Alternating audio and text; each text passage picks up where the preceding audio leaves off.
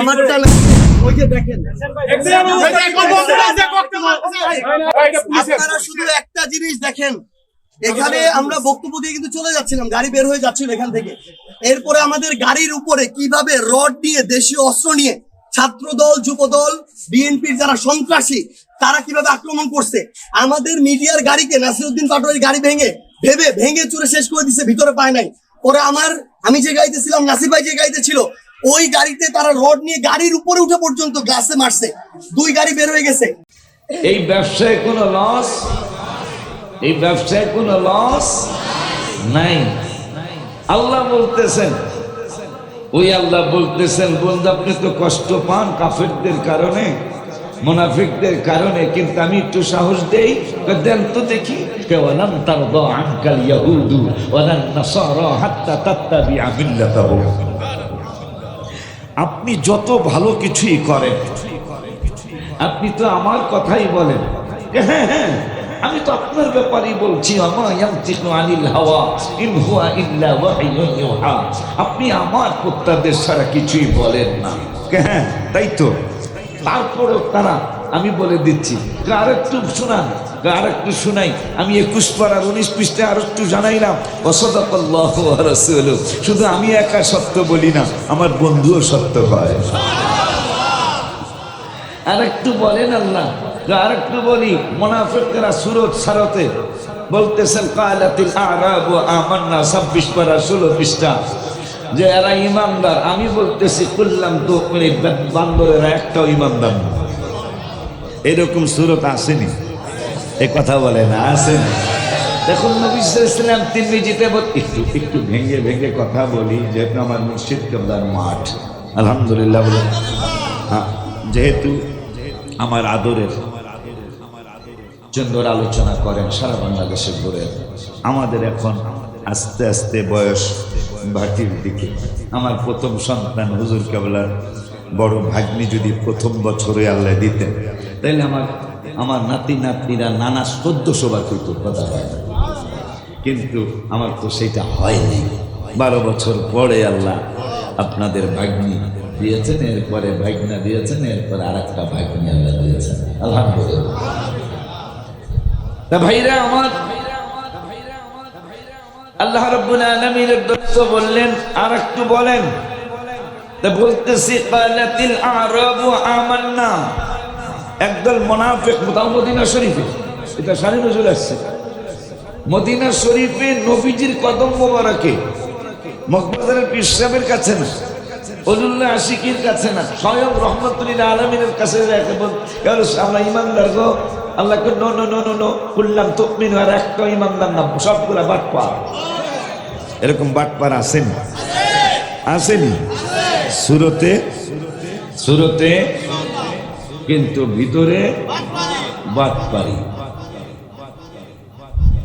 আল্লাহ রাব্বুল আলামিন বলতেছেন, ইমানদার কেমনে হওয়া যায় বন্ধু, সেটার ব্যাপারেও বলছি। কি ইন্নামাল মুমিনুনা, ইমানদার কারা? নবীকে কারা ইমানদার? আমানু বিল্লাহি ওয়া রাসূলিহি, যারা আমার উপর ঈমান আনবে, আপনার উপরও ঈমান আনবে। এইটাই শেষ না, কার কি? সুম্মা লাম ইয়ারতাবু, অতঃপর আর আপনাকে সন্দেহ করে না, এরা হলো ঈমানদার। কিন্তু পৃথিবীর ইতিহাস প্রমাণ, ঈমান আনছে, কালেমা শরীফও তো পড়ছি, কিন্তু বলে নবীজির স্ত্রী আমাদের মায়ের ব্যাপারে ফালতু কথা বলে। মুনাফিক কি ছোট না বড়? আল্লাহ বলতেছেন, ইয়াতলু আলাইহিম আয়াতি, কোরআন আমার, কিন্তু আমি তেলাওয়াত করব না, আপনি করবেন। সুবহানাল্লাহ। ইব্রাহিম বাবা দোয়া করছেন, ইয়াতলু আলাইহিম আয়াতিক, এমন একজন রাসূল আমার বংশে পাঠান যিনি আপনার আয়াত তেলাওয়াত করে শোনাবেন। আর কি কয়, আল্লিমুহুমুল কিতাব, শিক্ষা দিবেন মানুষদেরকে, নবীজি কিতাব শিক্ষা দিবেন।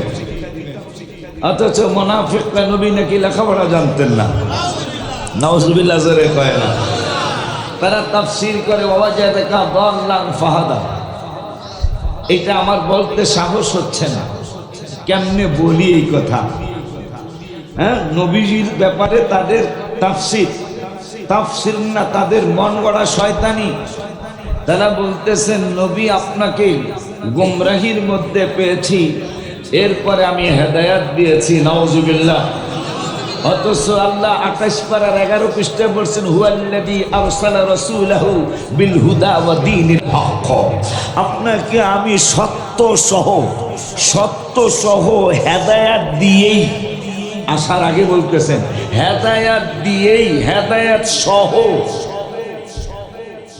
আমি আপনাকে সত্য সহ আপনাকে আমি প্রেরণ করেছি। এরপর আগের আয়াতে কল ইউরিদুনা লিইউতফিউ, আমার নূরকে তারা ফু দিয়ে নিভিয়ে দিতে চায়। এই নূর হলো আমার নূরের নবী, এই নূর হলো আমার নূরের নবী। কয় ইউরিদুনা লিইউতফিউ নূরাল্লাহ, আমার নূরকে তারা ফু দিয়ে নিভিয়ে দিতে চায়। কিন্তু কি জানি এরপরে ইউরিদুনা লিইউতফিউ নূরাল্লাহ বিআফওয়াহিহিম ওয়াল্লাহু মুতিম্মু নূরিহি, তারা যেই নূরকে নিভিয়ে দিতে চায় এইটাকে আমি আরো চমৎকার বলন্দ করব, আরো সুন্দর করে রূপদান করব। যদিও ওয়ালাউ কারিহাল কাফিরুন, কাফেরদের এটা পছন্দ না, কিন্তু মুনাফিকদের পছন্দ না হইল আমি আল্লাহর কিছু আসে যায় না। আমি আমার নূরকে আমি আরো সুন্দর রূপে রূপান্তরিত করে দেখাবো। আরেক জায়গায় বললেন ওয়ালাল আখিরাতু খায়রুল লাকা মিনাল উলা, আপনার পূর্ববর্তী সম্মান ইজ্জত তাজিম তাকরিমের চেয়ে পরবর্তী ইজ্জত সম্মান তাজিম তাকরিম আরো বাড়তেই থাকবে। এই জন্য সেই দিন পৃথিবীর অন্যতম সংস্থা নাসা, সেই নাসা যারা চাঁদে লোক পাঠায়, যারা গত 2 মাস না 3 মাস আগে 400 কিলোমিটার উপরের থেকে পৃথিবীর ছবি তুলতে গিয়ে দেখতেছেন খানায় কাবায় আলো জ্বলে, মদিনাতুল মুনাওয়ারায় আলো ঝলমল করে। সেই নাসা পৃথিবীর মানুষদেরকে জানিয়ে দিলেন, আমরা বাংলাদেশের মানুষ জানি কি জানি না, আমরা জানি বাংলাদেশের লক্ষ্মীপুর জেলা আছে, ফরিদপুর জেলা আছে, শরীয়তপুর আছে, মানিকগঞ্জ আছে, ভোলা আছে, গোপালগঞ্জ আছে, সিরাজগঞ্জ আছে, হ্যাঁ এইভাবে নাটোর আছে, বগুড়া আছে, রাজশাহী, কত দেশ কত জেলা আছে। বাংলাদেশের বিজ্ঞানীরা গবেষণা করে জানালেন, ও বাংলাদেশের মানুষ জানো বাংলাদেশের আবহাওয়া বাতাস কোন জায়গাটা শ্রেষ্ঠ? আপনারা কি জানেন? জানেন না? না, বাংলাদেশের সবচেয়ে যেই জেলার বাতাস চমৎকার, পৃথিবীর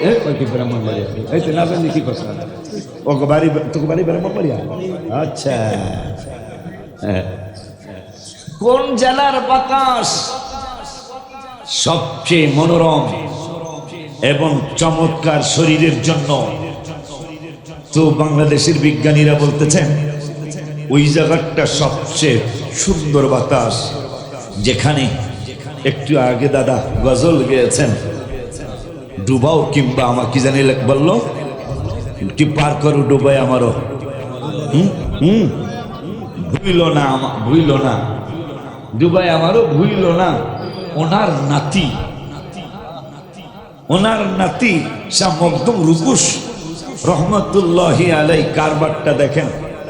কারবারটা দেখেন, যিনি ওলিদের ওলি, তার নাতি যেই জায়গায় শোয়া, বাংলাদেশের বিজ্ঞানীরা বলেছেন রাজশাহীর বাতাস বাংলাদেশের মধ্যে সবচেয়ে ভালো বাতাস। ওলিদের সম্মান কেমনে কমাবি তোরা বেটা ব্যাককল।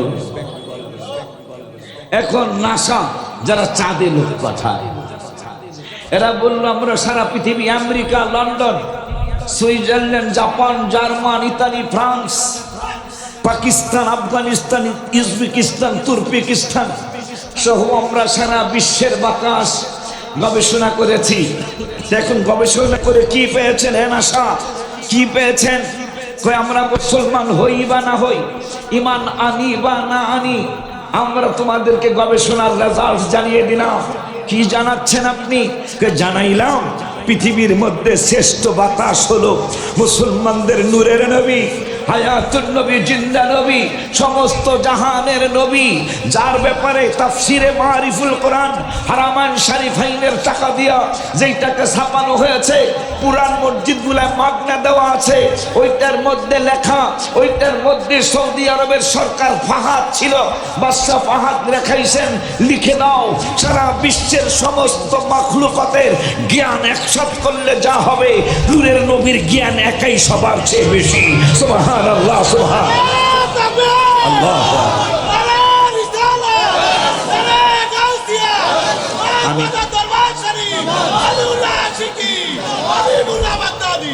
আমি তো একটু সুর দিয়েই কথা বলি, সুর দিয়ে তো সারা জীবন করলামই, দেখলাম তো বেসুরের দাই চলে। কি দাদা কথা কথা। আব্দুল আলীম গান গাইছে, আব্বাস উদ্দিন গান গাইলো কত সুন্দর, নদীর কুল নাই কিনার নাই রে, দেখো নিয়া এটা শোনে না।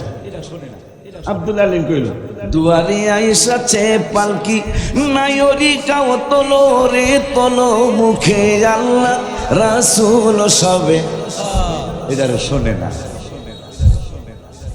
লেখলেন পরের জায়গা পরের জমি ঘর বানায় আমি, কত সুন্দর সুর, এটা শোনে না। শোনে কোন টাকা মেলায় যাই রে, কথা পায় না। নাউজুবিল্লাহ, আসতে কম। এই জন্য আজকে একটু বেসুরেই কথা পেয়ে। আব্বা জানদারে আমার অল্প হচ্ছে দুই চারটে কথা, যেহেতু আমি মুরব্বীর খাতায় আমার নাম চলে গেছে, এই জন্য দুই চারটা মুরব্বী আনার কথা বইলা আমার ছোট ভাইরে ফলকটা দিয়ে আমি ইনশাল্লাহ চলে যাব। এক গজলে 1 লাখ, বেশি বেশি চাই নাই। কিডনির দাম আছে, এক গজলে আমি বেশি পেয়েছি, বেশি পেয়েছি। রাখবে না আমার হুজুরের ভাগনারা, একজনের নাম আলামিন উত্তর খানবাড়ি, একজনের নাম শমশেদ আশিকি হাজারিবাগ কালসের দোকান।